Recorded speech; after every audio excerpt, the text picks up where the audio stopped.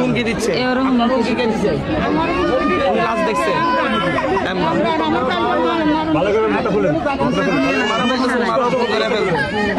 ওনার থেকে একটা লিখিত নেন, অভিযোগ নেন। আর হচ্ছে এই দুইটা এখনো আছে ইয়েতে তাই মহিলাদেরকে এখন পর্যন্ত হুমকি দামকি দিচ্ছে আমরা আসার পর এই দুইটা এখন নিয়ে আপনারা কি করতে পারেন এরা লিখিত দিবেন। আচ্ছা ঠিক আছে। আর কে আছে দাঁড়ান। আর ওনাদেরকে উনি তো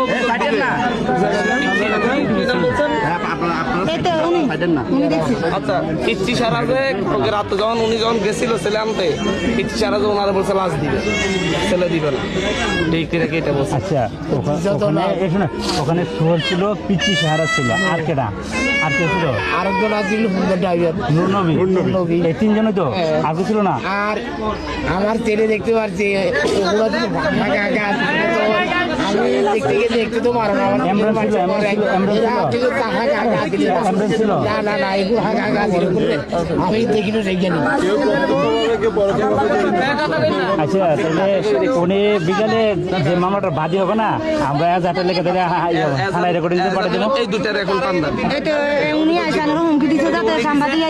আপনারা সম্ভব হলে একটা ডেস্ক বসান এই জায়গায়, না হলে একটু বলি কথা বলি না। আপনারা আজকে দিনে আমি আসি, আপনারা ওসির সাথে কথা বলেন, একটা ডেস্ক বসান।